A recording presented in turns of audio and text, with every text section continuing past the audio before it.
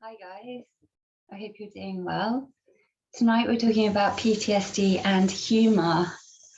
So I'm going to be showing you a clip of something that actually really made me laugh. And this was when I was, at the very beginning. So at the very beginning of your PTSD journey, it's really confusing. And, for me, I felt like I was completely fragmenting and I only had a really limited range of emotions. It was sadness and anger, and that was about it. So then I really like comedy, and the kind of comedy that I like, so I'd love to know what you like. Oh, I've got all my books here and knocking them over. The kind of comedy that I like is sarcastic, maybe a bit on the line, the kind of stuff that makes you go, oh my gosh, did they just say that? Is that okay? Kind of thing. Because it really gets a reaction from you. And I think when you have been through trauma, it is so hard to get a reaction from you. It is so hard to make you laugh. And so I'm going to show you probably one of the most unlikely things that made me laugh so much. And it also was one of these shows that actually was cancelled. It got taken off the air. And the person who was doing the show had to make this big apology. And it was all a bit strange. So yeah. And my reaction to this show when it first came out was, is this really on TV? Like, I wasn't shocked. I was just, the only shock I had was, has this really made it onto TV? Because it was just the way the guy was talking. But then watching it with PTSD, it just cracked me up. Like, I couldn't deal with it. It was so funny. So I thought maybe I'll start first and show you what really unlikely thing made me laugh. And then I'm going to tell you a bit about my background in the arts and some of the areas I really enjoy. And then you might see why this show is quite at odds with me, and yet I find it hilarious. So okay, so, actually, I brought down a screen, but I remember what happened last time. So I'm going to share a clip with you. Okay, so I'm going to set the scene. All right, before we get started. Okay, so there was this show, it was on ITV, and it was called Dapper Laughs on the Pool. And it came out when I can't remember if I had just finished my first half of university, like I finished my bachelor's degree. But I remember when I saw it on TV, and it was a late night show. It wasn't like it was on, so it was kind of like probably 10 or 11 at night. And I remember watching it, I was just like, oh, wow. Sounds like you just got all the boys from uni and just put them on TV and let them like talk all their nonsense. Like, you know what I mean? Like, oh yeah, she's fit. Oh yeah, but that kind of stuff. Just to say, when I was at university, so in the first year I lived in a house, like the first year we all lived in halls. The second year I lived in a house, it was 2 girls and 2 boys. And that didn't really bring any balance to it because we were all really different. So remember, me and the girl I was living with, we were really good friends, and I still talk to her. But the guys, one was always out, and then the other one, he was in and out all the time. And he was the kind of guy who would like go out for the night, go to a party, get really hot and sweaty, then he'd come in and he'd go to sleep on the sofa. Even though he had a bedroom, he'd sleep on the sofa. Then you'd get up I remember one morning I got up and I was going to like wash a plate or something, or do the washing up, and he just emerged from the lounge, and I was like, oh, hi. And he was like, what time is it? I said, oh, it's coming up to 10 a.m. And he was like, oh, I got to get going. And he literally just grabbed his keys and walked straight out the door again. I'm like, but you've been out at a club, like you've been out like a party all night, like, and you're wearing this, you've got all hot in those clothes, you slept in those clothes, and now you start the next day in those clothes. Sorry, I am a professional organizer and declutterer and very keen on clean clothes. It's just one of those things. If you can't get to clean clothes, fine. But if your bedroom is just up there, it's just, I don't know. That was kind of actually interestingly segue nicely into the guy that's actually on this episode of the show.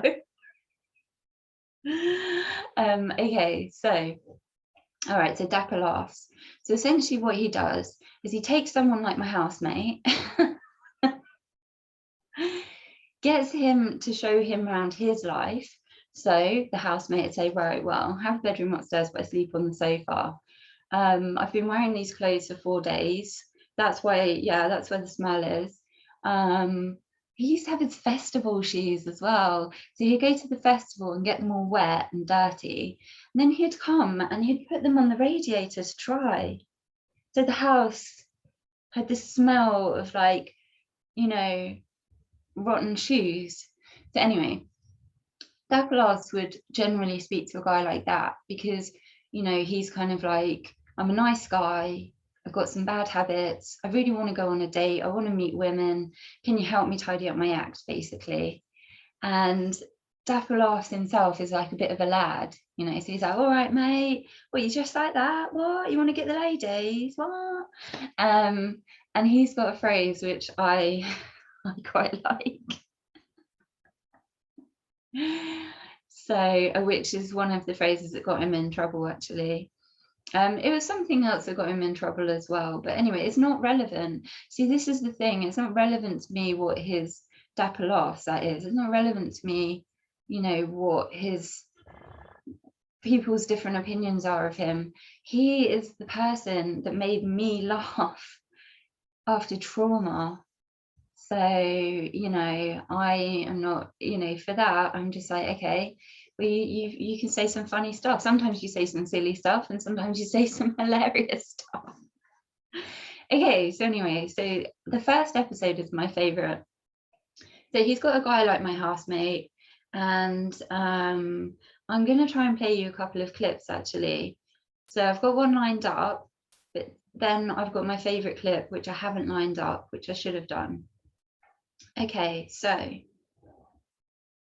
yeah, so the guy shows him where he lives, shows him his clothes, shows him, you know, what his approach, some of his chat up lines, that kind of stuff. Then Dapper is like, no. And so then from that point, Dapper takes him out of his own comfort zone, and they'll go on little challenges, like they'll go to a shopping centre and he'll say, right, you go and ask 2 girls for their phone number. And the guy will be like, and Dapper's like, right, I'll do it first. And he'll literally go up to two girls, 2 friends, and be like, hey girls, can I have your number? What about yours as well? And they're like, yeah, all right. And they're literally just girls walking in the shopping centre. So then the guy will go up and do it. And some of the things that the guys come out with is just, you're just like, oh my God, don't say that. So on the one hand, you know, you could say, oh, we're laughing at this person, you know, making a mess of things. But realistically, you'd do that in real life. If that was your mate, if that was my girlfriend and she went up to a guy and went, oh, hi, I really fancy you. I've been staring at you all night. Can I have your phone number? And also, oh, no, I already follow you on your Instagram. I'd be like, mate, stop freaking him out. Like, just say to him, hi. I'd like, you know, I thought you looked interesting, you know, ask him a question about something. I say all this, I would then not go up to the guy I fancy because I'm too nervous. So Dapper Laughs could do me. Like, he could sort me out with some dating advice. But I think the point is, it's not about taking the mick out of that person and just saying, you know, it's about watching them transform. So not being, because what you have to appreciate is these guys who are on this show are completely on their terms. You're going to see that in one of my clips. They're living life on their terms and they expect women to be attracted to that. And the reality is, when it comes to dating, women and men, we have to put on some nice clothes, choose somewhere to meet up, and bring our best behavior, asking questions. How are you? What are you into? What do you do? Not every single question, listen, what are they telling you? What am I learning about this person? So what these guys are doing, you could say, oh, it's so mean taking a guy who's all scruffy and giving him a makeover. But reality is, it's not working for him what he's doing. He wants the makeover. And on top of that, he's doing everything on his own terms. Well, if I want to not wash and have dirty clothes and stuff, I will. And women should fancy me for what I am. No, we shouldn't. I'm a lifestyle coach. I tell you now, you need to have clean surfaces, clean clothes, clean bed covers, especially if you want to be in a relationship. Anyway, so I just want to make that point, because sometimes people think it's like TV where it's like, oh, look at that guy. And it's like, the guy wanted to go through this experience. And ultimately, when you see him at the end, he's all scrubbed up and he's got nice clothes. He goes over to two women in a club. He gets the one of their phone numbers, has a dance, has a drink. He's never asked a girl out.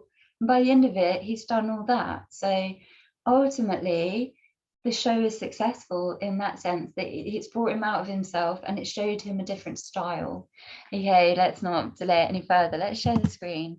So this is the guy. Okay, so basically, let's see what you can see when I share my screen. Here he is. So let me set the scene. So is it going to go full screen? Okay, so this guy, he's like such a super sweet guy. And by the way, girls, he looks amazing at the end. He looks so smart and, really, really respectable. But here we're going to look at a clip where we're listening to how he talks to women and how he chats them up. So he's gone to a kind of a spa place and they're doing a manicure and pedicure for him. He's never had one before, so he's probably feeling a bit nervous. And it's a lady doing it. So this is his opportunity to kind of pull himself out of himself and have a conversation with a woman. And they've got something to talk about, she's giving him a manicure. Let's see what he says. So I've kind of come in a bit further because it's quite a long clip to play. I'm sorry, I bite my nails. I'm really bad for it. You shouldn't bite your nails. I know, I've got this cream that I used to put on, but I like the taste of it. There's a scar on that finger. That's it. That's a cheese-related injury. As in, I cut cheese the wrong way and I sliced my finger. It's like, I had to go to hospital. But then it didn't matter anyway. So there you go. What's your name? It's Danielle. I have to do this thing because when people tell me their names, I automatically forget. Like my mind goes, that's not important. So now I have to look at their face. Yeah. Put the name in my head to another name that I know by that, and then get to you by that via that name. So if I look at your face, I don't see Danielle. Who'd you see? I see Carl, because my mate's called Carl and he's got a sister called Danielle. Okay. Girls, you couldn't give us a couple of seconds, could you? Oh my gosh. How do I go back to the screen?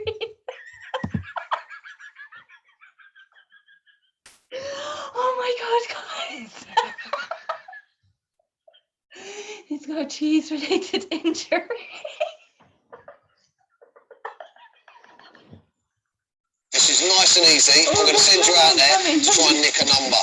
Great way of seeing how good you are or how bad you are at these openings, so I can give you a few little tips afterwards. Are you up for it? Yeah, of course I am. Yeah, right, go nick a number. I'll be watching. Right, fantastic. And if you think this is easy, try it at home. You've got to have balls of steel for this. It probably doesn't help that he's hanging around the cash point machine. Looks like he's going to rob someone. No, he's hiding behind a wall. What about down on the bus stop? Here he goes, he's approaching.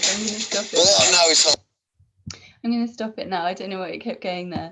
But can you see what I mean? So Dapper's kind of this confident, kind of Jack the Lad guy. And that guy wanted to chat up a girl.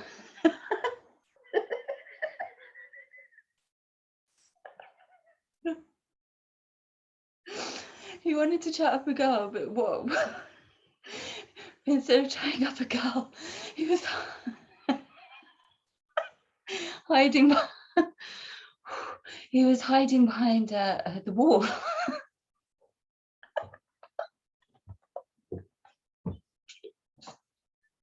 Okay, guys, so I just want to say, think of what that's like for women. I'm all for, oh, what's that money? I'm all for everyone having a go, right? I daren't ask someone out, like, it's so scary.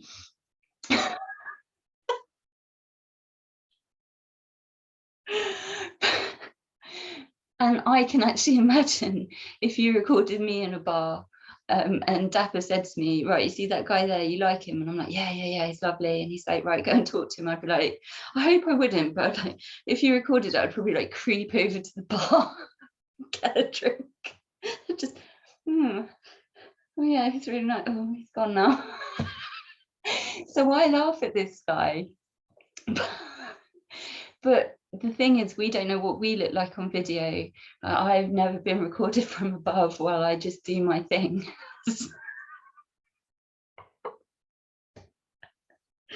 And also, you know what it is as well, nerves. So when you get nervous, you see, so I lose my words, you see.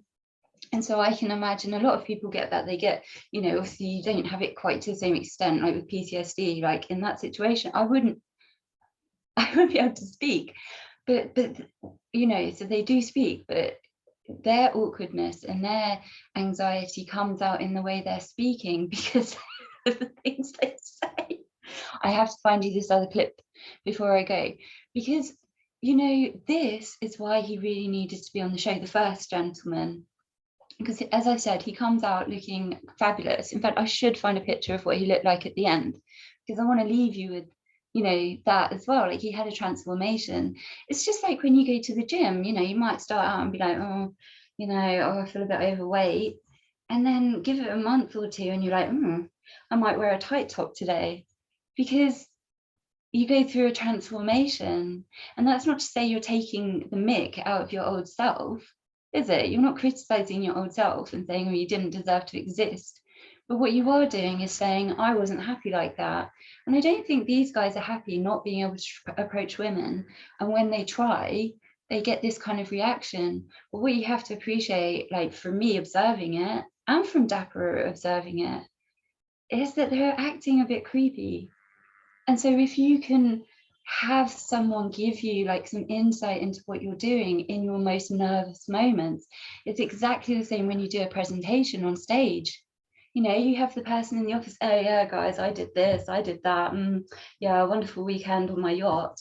And then you're like, right, presentation, big boss is in, we need to make this sale, whatever you're doing. Hi, yeah, the figures, yeah. And you're like, wow, where did your personality just get sapped away? So it is something that goes on when you've got anxiety. So, but I'm laughing with these guys. I'm sure they laugh at some of the things they come out with. I mean, I laugh at myself. I mean, I make a fool of myself. But that's because I'm not looking so much at myself. You know, I'm not looking at myself. I'm trying to say, when I'm talking about PTSD, it's not about the way I look. It's what I'm trying to say is bigger than the way I look or how I'm presenting or where I'm sitting or anything else. You know, the actual message about the condition, which is not my condition, it's something that me and other people have. You know, it's kind of different. So, oh, it's so windy tonight. You can hear the wind in the fireplace. Comes down the chimney, you see. In London, it's kind of like raining and windy. I have to find this clip. Let me see if I can find it, and then I will share with you. Let me make this small so I can see what I'm doing. Okay, so I want the first ever episode. Oh, guys, this is quality. That's why I'm showing you. It's what this guy says. It's just incredible. So hang on a second. Yes, from Lord of the Rings. It's like that case with the axe. I mean, oh no, someone's it. Oh no, they put a speedy. Okay, I might have to come back and show it to you. Yeah, I think I'll do that. That's what I'll do. I'll find a clip and come back and show it to you. No, I won't. I'll put the link. That's what I'll do. I'll put the link in the description and you can find it. I'm going to tell you what happens though.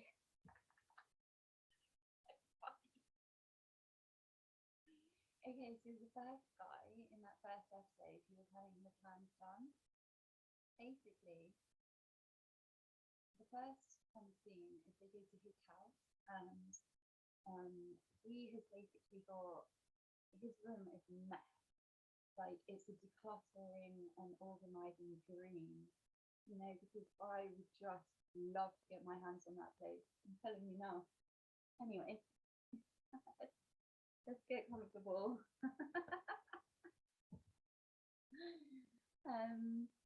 Yeah, so basically it's an absolute tip. And then he's got all his clothes on rails and it's just clothes stacked together like, ooh, like that, which would be okay. But he said this. Dapper's like, you've got loads of pairs of shorts. And he went, oh no, I've got one pair of trousers here. And he's like, okay. And the guy takes them off the rail and he goes, he looks at them and he goes, I think that might be shite. And then he smelled it and goes, yeah, that's shite. And puts it back on the rail. And I'm like,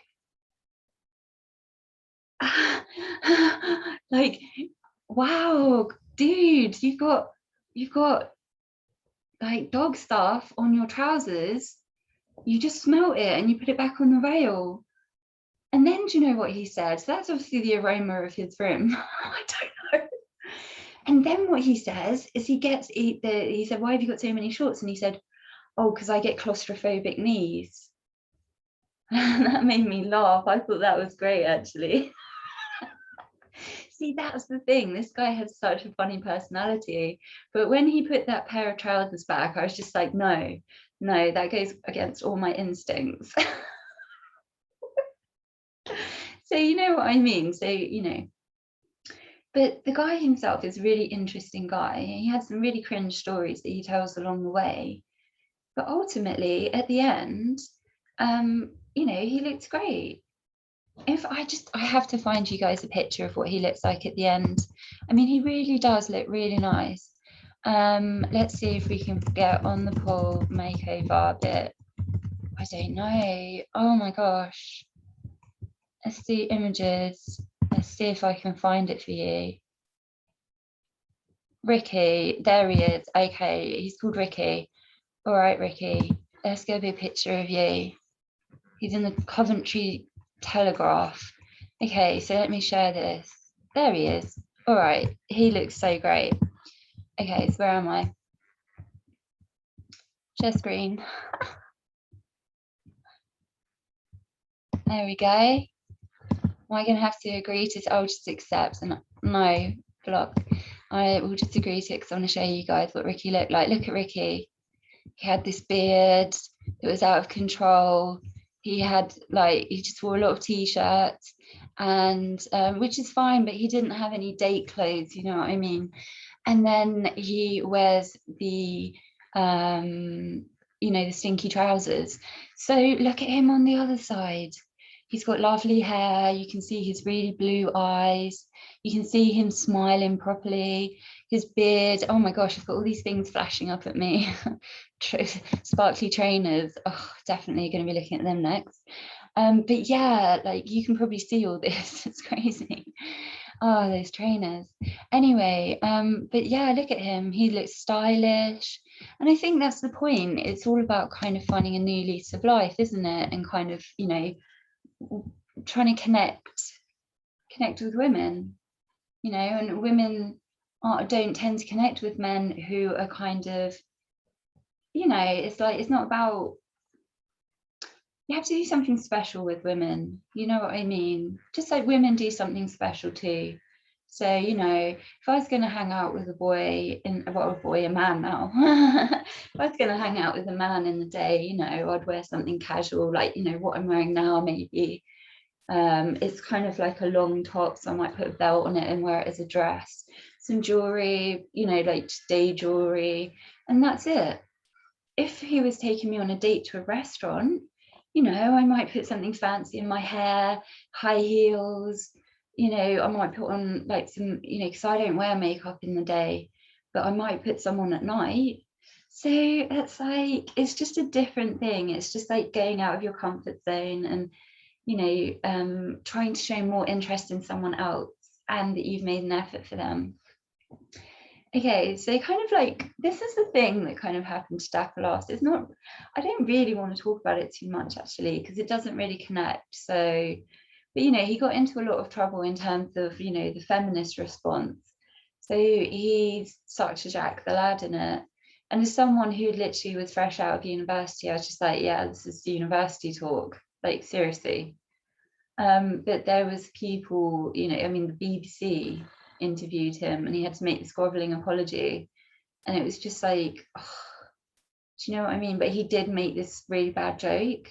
It wasn't on TV though. And so it was a real shame because he's such a funny guy. And I think like now that's passed, that was like so many years ago now. I think it'd be great to see him doing like, I mean, he does do stuff, he does comedy, but I don't know where, you know, he's not got like a regular TV show or something, and I just find him really funny. But he's like on the line. So I mean, this is my background. Let me show you my background.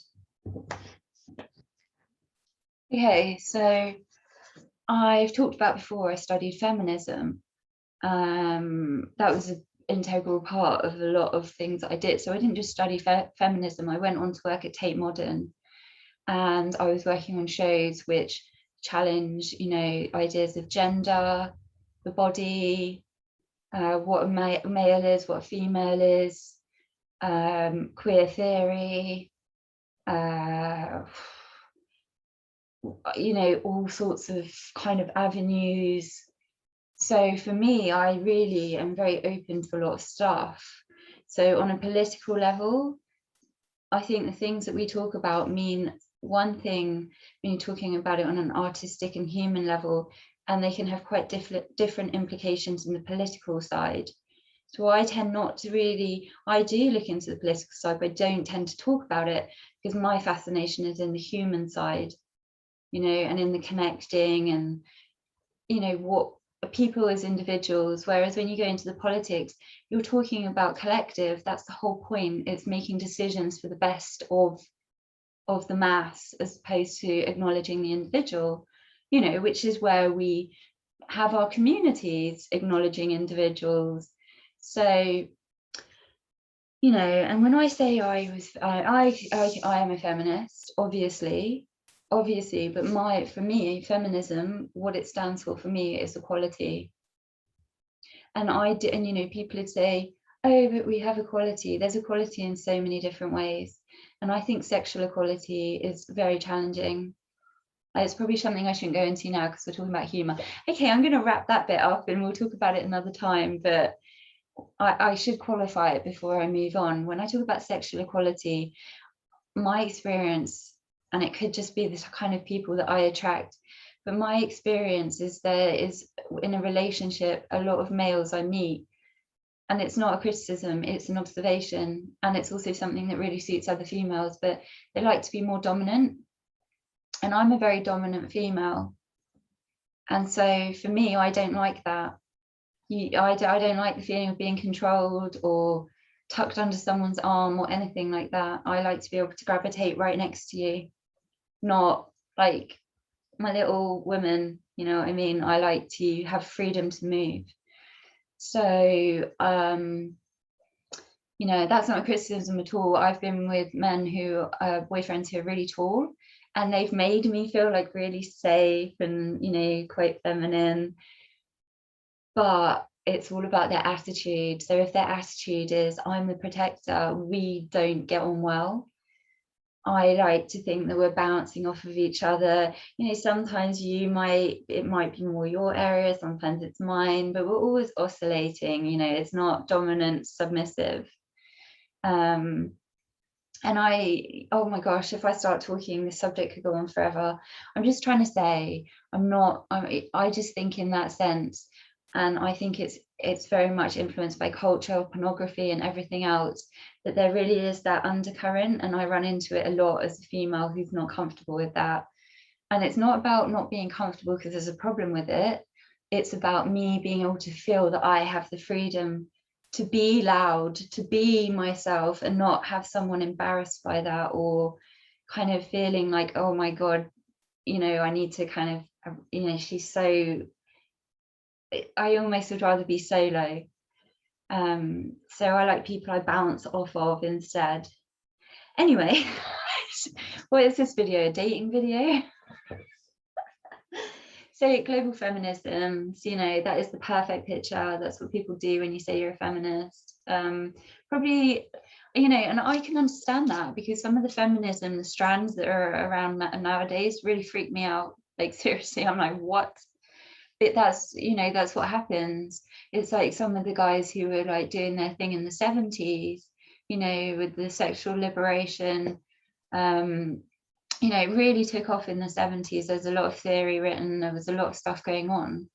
These guys probably looked at some of the stuff us guys were doing, later on down the line, and were like, wow, like, we were just trying to get a bit of bit of equality here. You guys are getting quite scary, with the way you present yourselves. And then obviously when we get to a certain age and we look at younger people and we're like, shoo. So it's interesting. But at the same time, if you keep an open mind, you're like, wow, whoa. But at the same time, you get it, like, it's coming from somewhere. So anyways, that is quite a common face of feminism. And so that's why I'm saying that for me, feminism means equality between sexes. And I, in the same way, don't think that we should be saying to men, this is what you should be, this is what I expect, this is the image, this is the, I think you look for the people that suit you, not trying to tell everyone what they should be. Okay, so what else? Okay, so I haven't opened this book, just in case you guys were like, oh my gosh, the male nude, I bet she reads it every night. She doesn't. It's still in cellophane. It's it is because it's the 25th anniversary. But I wanted to diversify my I'll tell you why I've got this. I wanted to diversify my bookcase, because there's so many. If you look at art from like I don't know, I mean the 60s, very much so, when you've got all this performative art, you've got people like Carolee Schneemann, you've got, who are literally using their bodies as the canvas, but you still got the male, so you've still got the Picassos and the, who are using the female body as the canvas, and the idealistic kind of, anyway, I'm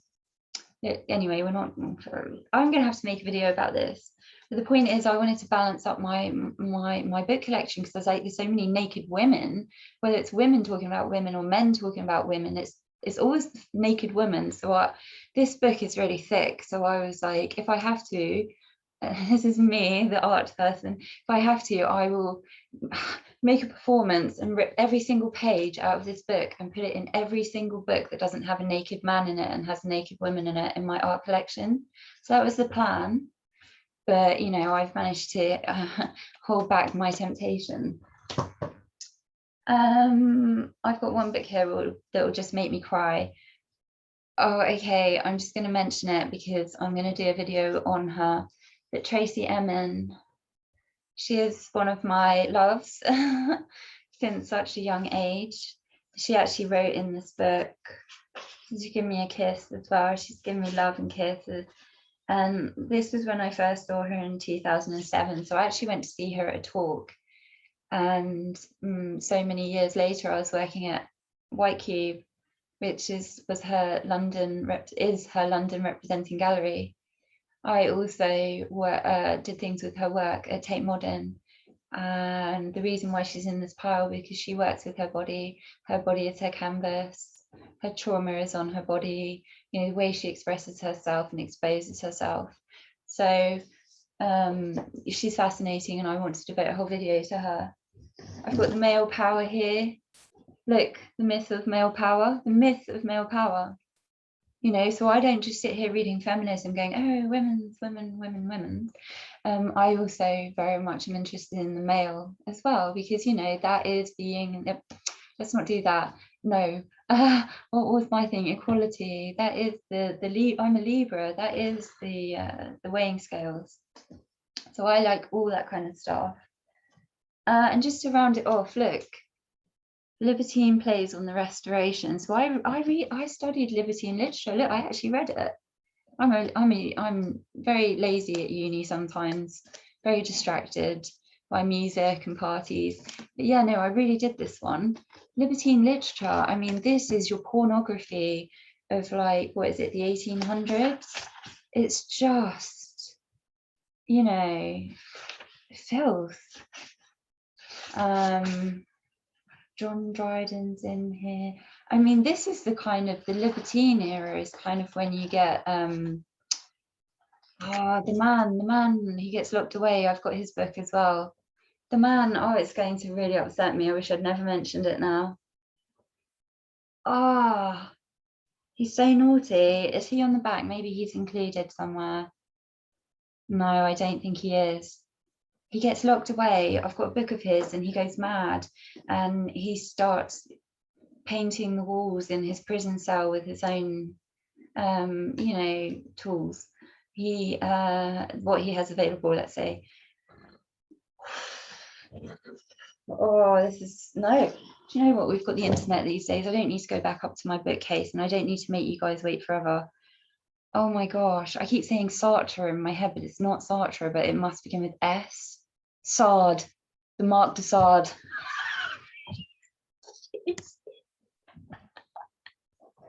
Okay, the Marc de Sade. Oh, I must have got an email. The Marc de Sade, you know, this is kind of like, you know, really raunchy stuff, you know. He's not in here, but, you know, it's the same, you know, it's this kind of like courthouse kind of writings that are very filthy, but it's kind of entertainment. Oh, and interestingly, Don Juan, he did Don Juan. Was that Dryden? No, not Dryden. He did Don Juan. I mean, I know who did it in poetry. I'm just trying. Oh, the Earl of Rochester as well. The Earl of Rochester. I was reading his poetry. Fascinating. Who did it? Okay, we're going to be here all night. I guess what I'm trying to say to you is, I'm someone with that kind of background, and I could come to Dapper Laughs, and when he goes, oi, oi, to a woman in the street, I'm just like, it's annoying. It's really annoying. I used to get that. I hate wolf whistling. I hate people shouting stuff out at you because I have anxiety, so it would make me jump, right? But this TV show, it's kind of like, do you know what? I don't like all that, but when a cheeky chappy from Essex or somewhere comes up to me and goes, all right, love, I don't go, I'm not your love. I'm kind of like, all right. It's just, when I was younger, I used to go mad about that. Don't call me your love. And now I'm like,